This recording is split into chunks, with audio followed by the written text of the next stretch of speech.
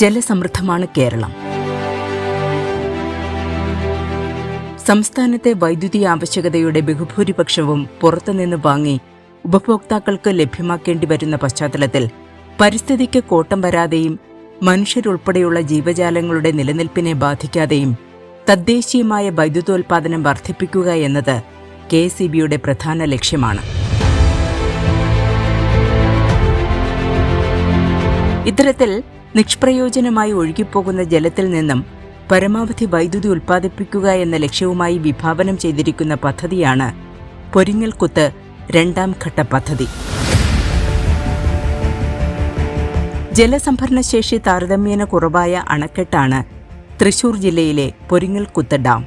1950കളിൽ commission ചെയ്ത ഈ അണക്കെട്ടിന്റെ സംഭരണശേഷി കേവലം 32 ദശലക്ഷം ഘനമീറ്റർ മാത്രമാണ്.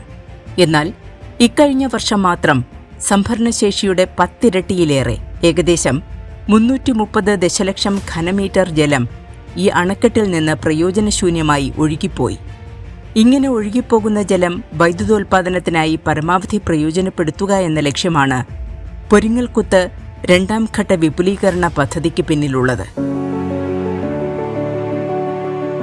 2022 മെയ് 4-നാണ് പൊരിങ്ങൽകുത്ത് പദ്ധതിയുടെ ആദ്യഘട്ടം ബഹുമാനപ്പെട്ട വൈദ്യുതി വകുപ്പ് മന്ത്രി ശ്രീ കെ കൃഷ്ണൻകുട്ടി നാടിന് സമർപ്പിച്ചത്.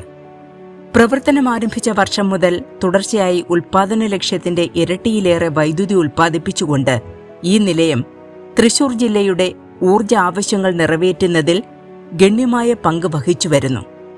ആദ്യഘട്ടമെന്ന നിലയിൽ 24 മെഗാവാട്ട് ശേഷിയുള്ള ഒരു ജനറേറ്ററാണ് നിലയത്തിൽ സ്ഥാപിച്ചത്. അതേ ശേഷിയുള്ള മറ്റൊരു ജനറേറ്റർ കൂടി പുതുതായി സ്ഥാപിച്ചുകൊണ്ട് ആഭ്യന്തര വൈദ്യുതോൽപാദനം പരമാവധി കൂട്ടുകയും അന്തർ സംസ്ഥാന ഊർജ്ജ ക്രയവിക്രയം പരമാവധി കുറയ്ക്കുകയുമാണ് പൊരിങ്ങൽകുത്ത് രണ്ടാം ഘട്ടത്തിന്റെ ലക്ഷ്യം. ഡാം നമ്മൾ കൺസ്ട്രക്ട് ചെയ്തിരിക്കുന്നത് 1957-ലാണ് പൊരിങ്ങൽകുത്ത് ഡാം കൺസ്ട്രക്ട് ചെയ്തിരിക്കുന്നത്. അപ്പോൾ അതിൻ്റെ അന്നത്തെ ആവശ്യകത അനുസരിച്ചുള്ള ഒരു കപ്പാസിറ്റി മാത്രമേ അതിന് ഉണ്ടായിരുന്നുള്ളൂ. അപ്പോൾ അത് ചില നല്ല മഴ സമയത്ത് അത് സ്പില്ല് ചെയ്ത് ഒരുപാട് വെള്ളം നമുക്ക് നഷ്ടമാവുന്നുണ്ട്. ആ കൂടുതലായിട്ട് വരുന്ന ആ വെള്ളം ഉപയോഗിച്ചു കൊണ്ടുള്ള ഒരു പ്രപ്പോസലാണ് പുതിയ ഈ പദ്ധതി. 2x24 48 മെഗാവാട്ടിൻ്റെ വേണ്ട ആവശ്യമുള്ള വെള്ളമൊക്കെ തന്നെ വരുന്ന രീതിയിലുള്ള ടണല്, അതുപോലെ തന്നെ ഇൻടേക്ക് ഒക്കെ തന്നെ നിലവിൽ നമ്മളത് പണിത് കഴിഞ്ഞു. ഒരു 140 മീറ്ററോളം വരുന്ന പെൻ സ്റ്റോക്കും പിന്നെ ഒരു പവർ ഹൗസിൻ്റെ നിലനിൽക്കുന്ന പവർ ഹൗസിനോട് ചേർന്ന് കൊണ്ടുള്ള ഒരു പവർ ഹൗസിൻ്റെ എക്സ്റ്റൻഷൻ മാത്രമേ നമുക്ക് പണിയേണ്ട ആവശ്യമുള്ളൂ.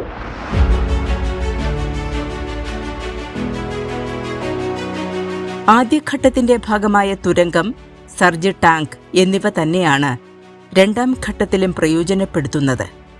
നിലവിലെ വാൽവ് ഹൗസിനോട് ചേർന്ന് ഒരു പുതിയ വാൽവ്, പവർ ഹൗസിലേക്ക് ജലം എത്തിക്കാനുള്ള പെൻസ്റ്റോക്ക് പൈപ്പ്, ടർബൈൻ, 24 മെഗാവാട്ട് ശേഷിയുള്ള ജനറേറ്റർ എന്നിവ മാത്രമാണ് രണ്ടാം ഘട്ടത്തിന് ആവശ്യമായി വരുന്ന ഘടകങ്ങൾ.